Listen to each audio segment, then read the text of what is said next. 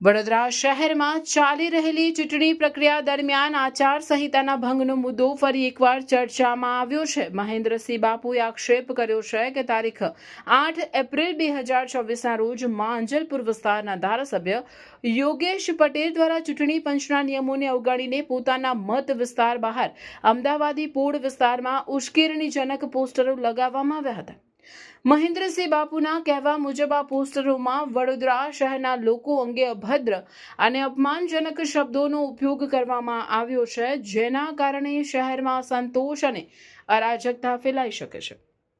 તેમણે જણાવ્યું હતું કે વડોદરા શહેર પોસ્ટર અને બેનર મુક્ત શહેર તરીકે ઓળખાય છે અને ચૂંટણી દરમિયાન તમામ રાજકીય પક્ષોએ આચારસંહિતાનું પાલન કરવું જરૂરી છે.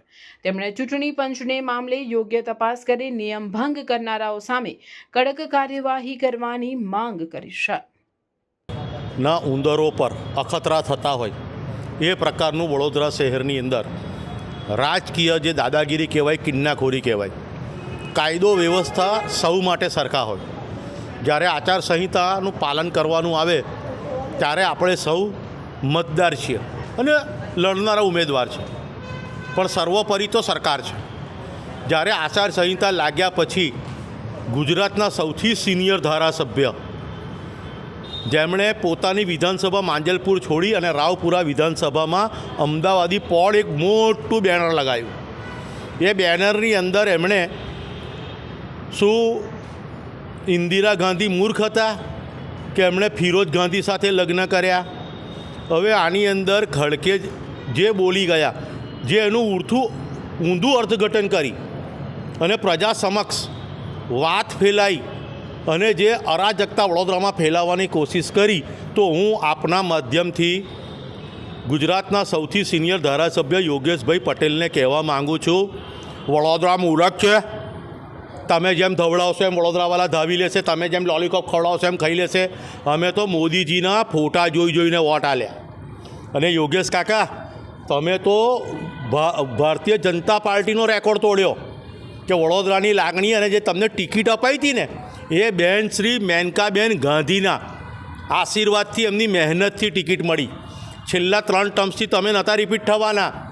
એ બહેન શ્રી મેનકાબેન ગાંધીની મહેરબાની. તમે જેને મૂરખ કહો છો ને, એ પરિવારની વહુ થાય અને ઇન્દિરા ગાંધી સાસુ થાય, સોનિયા ગાંધી જેઠાણી થાય. તો એણે તો ઈમાનદારીથી સગ્ગી બેન ના હોવા છતાં એણે તો પોતાની બેન તરીકેની ફરજ નિભાઈ. પણ ખડકે તો ગુજરાતીઓને મૂરખ નથી બોલ્યા, તમે તો મૂરખ બોલી ગયા.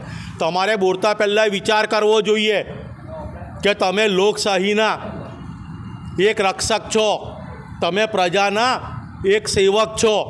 તમે કંઈ વડોદરાના કિંગ નથી કે તમે આચારસંહિતાનું ઉલ્લંઘન કરીને તમે બેનર લગાવી દીધું.